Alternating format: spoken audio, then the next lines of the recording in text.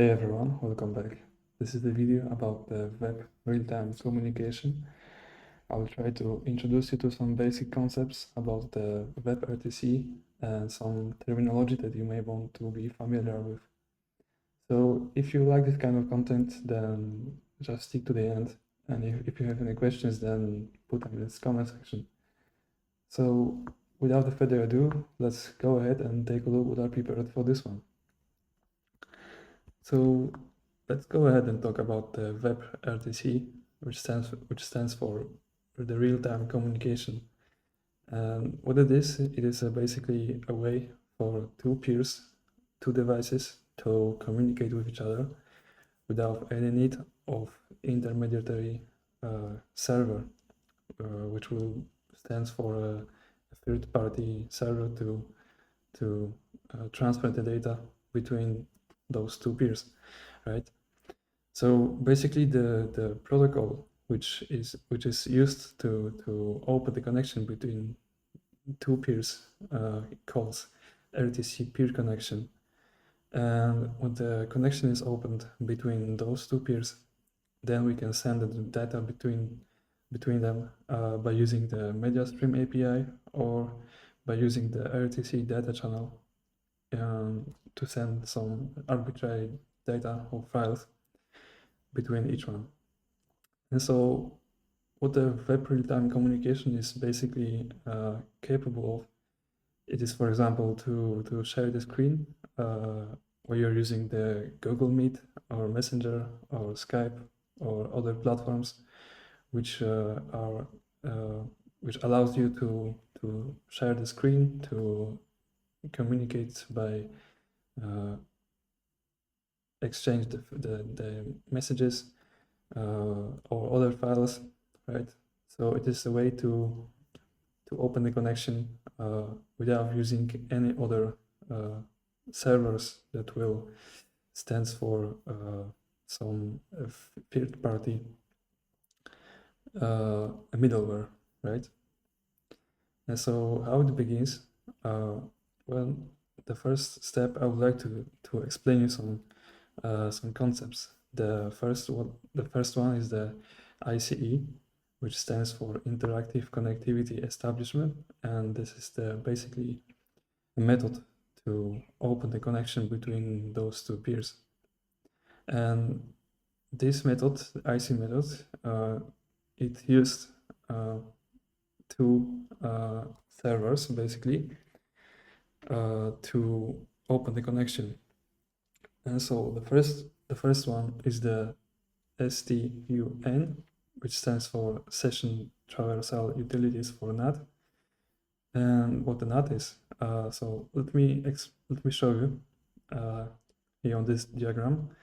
So the NAT, which stands for Network Address Translation, is basically a process which your router uses to give you a public ID of IP, which is used on the internet to connect to your router.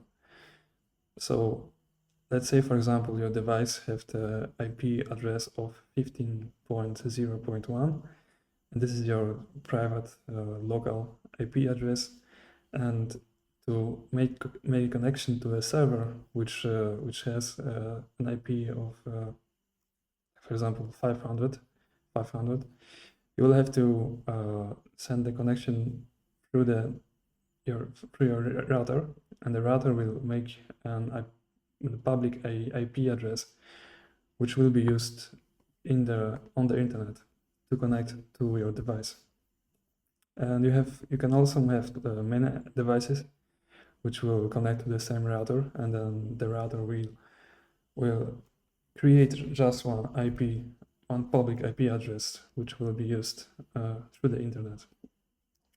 So this is the NAT and the STAN. As you can see here, the STAN server is used to make sure what your public IP is. So the devices are sending requests to the STAN server to ask it what your IP address is before establishing the connection between the two peers. So whenever you want to make a WebRTC connection between two peers, you would like to first make sure what your public IP is, and to also make sure if there are any restrictions on your router before making the connection.